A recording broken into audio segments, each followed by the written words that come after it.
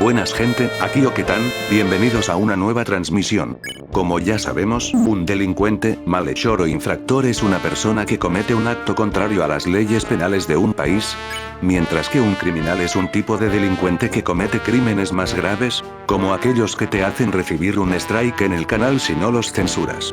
Ahora, porque se me dio por hablar de este tema, sencillamente me había quedado sin ideas. Pero antes de cerrar el canal y dedicarme a la cosecha peruana, me acordé de aquella vez que iba de camino a la universidad, y un hombre me apuntó con un arma, porque estaba dispuesto a cambiar mi vida por un teléfono. Pero me temo que este tipo no servía de ladrón, porque intentó asaltarme en un lugar público. Y ahora ya no tiene manos. De ahí surgió la idea de esta transmisión. No me gustaría ser el tipo de persona que justifica las malas acciones. En su lugar, me gustaría que comprendiéramos e investigáramos los motivos más comunes por las que una persona común y corriente como tú o como yo llega a estos extremos, o en su defecto, se convierte en una persona con una moral cuestionable, pues los actos incorrectos ante la ley suelen ir de la mano con los actos moralmente pobres. Por ese y más motivos, tal vez te hayas preguntado, ¿qué te falta para convertirte en un delincuente?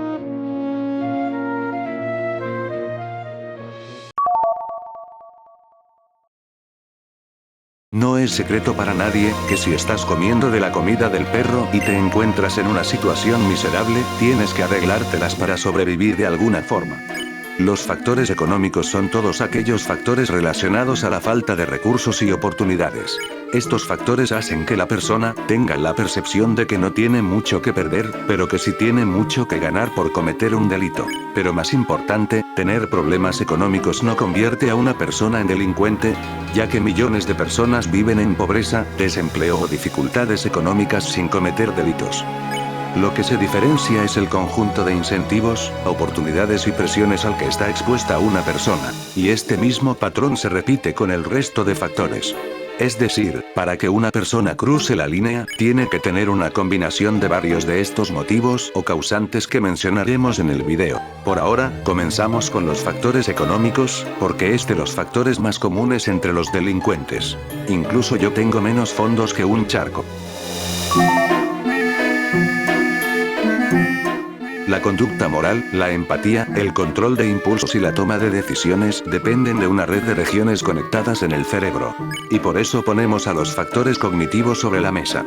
Estos factores pueden estar relacionados con alteraciones en el funcionamiento cerebral, que pueden aparecer por lesiones, trastornos, alteraciones del desarrollo o experiencias traumáticas. Una de las más importantes de las partes afectadas siendo la corteza prefrontal. Una parte del lóbulo frontal encargada de controlar impulsos, la toma de decisiones y la autocrítica, y para esta transmisión, es de suma importancia, porque además contiene otras partes que se encargan de medir y evaluar las consecuencias de tus acciones como la corteza orbitofrontal. Por otro lado, la amígdala se encarga de participar en el procesamiento de peligros, amenazas y respuestas emocionales inmediatas, entre otro montón de regiones interconectadas en el cerebro que tienen propósitos parecidos. El tema es que los trastornos como la sociopatía o los golpes físicos a la cabeza como los del boxeo literalmente generan cambios en la conducta porque afectan a corto o largo plazo las partes del cerebro vulnerables como las que mencionamos, conduciendo a comportamientos antisociales.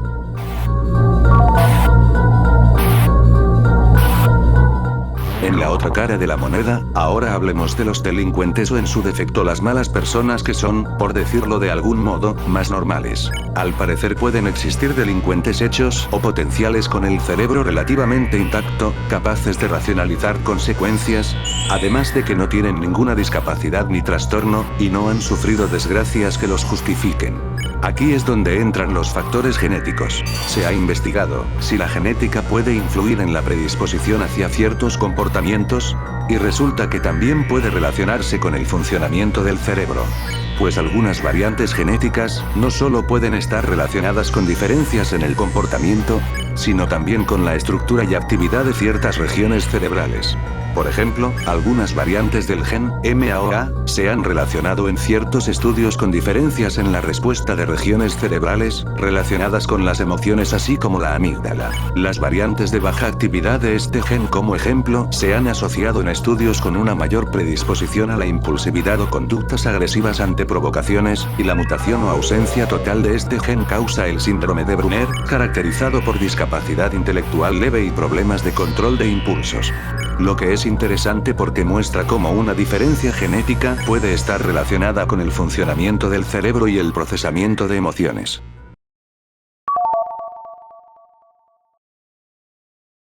Una persona puede aprender que mentir, manipular, intimidar o cometer ciertos delitos produce algún beneficio. Y si ese comportamiento es reforzado o normalizado por su entorno, puede convertirse en un patrón. Esto es precisamente lo que intenta explicar la teoría del aprendizaje social, que las asociaciones con otras personas, las actitudes favorables hacia el delito y las experiencias de refuerzo pueden contribuir al comportamiento delictivo. Los estudios encuentran relaciones especialmente fuertes entre la conducta delictiva y las relaciones sociales.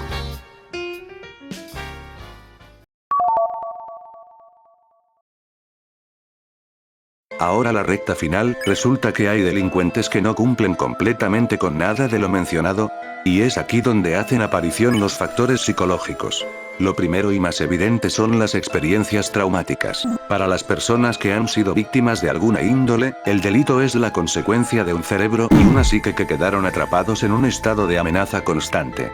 Este tipo de personas suele tener un sesgo de hostilidad por parte del entorno, ya que el exceso de estrés causado por el evento altera físicamente el desarrollo del cerebro, debilitando las conexiones de la susodicha corteza prefrontal. Ahora, el último motivo me sorprendió cuando lo descubrí, pero resulta que la criminología moderna y la psicología criminal reconocen que un porcentaje de los delitos no se cometen por necesidad económica ni por locura, sino por decisiones basadas en la gestión del ego, el aburrimiento y la búsqueda de identidad. Es decir, los criminales son en realidad filósofos incomprendidos en búsqueda de un propósito y todos deberíamos ser como ellos. Bueno, ya fuera de broma, este último motivo se puede resumir diciendo que este tipo de personas no sabe qué hacer con sus vidas y tienen un ego enorme que salió de la absoluta nada, lo cual implicaría una necesidad de control, poder o estimulación con poco esfuerzo. Lo cual los hace con diferencia a los criminales con las peores motivaciones del video.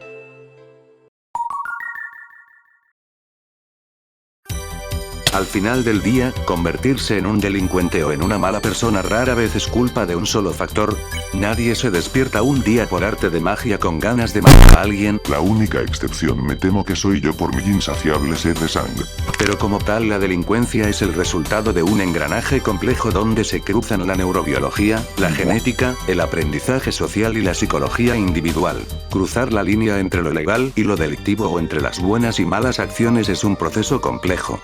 Comprender estas causas no significa justificar a quien te apunta con una en la calle, sino quitarle el velo de misterio al asunto y entender que la conducta humana es un tablero con muchas variables.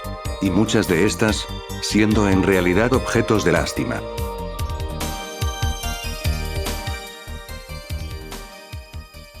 Gracias por acompañarme hasta esta parte del video. Espero de corazón que lo hayas disfrutado, o por lo menos te hayas entretenido. Aquí termina la transmisión por hoy. Recuerda que tu opinión en la caja de comentarios es bienvenida, y que también puedes poner sugerencias para un próximo video que te interese. Sin más que decir, me despido.